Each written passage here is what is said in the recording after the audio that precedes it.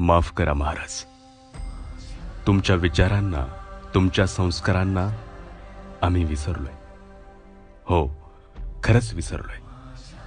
अहो, ज्या चारित्र्य संपन्न राजाचा आदर्श आज जग घेतोय, त्याच तुमच्या महाराष्ट्रात लेकी बाळींवर दिवसा ढवळा अत्याचार होत आहेत. कुठे कोणा लेकीला जिवंत पेटवल्या जातं, तर कुठे धार्मिकतेच्या नावाखाली चिरडल्या जातं.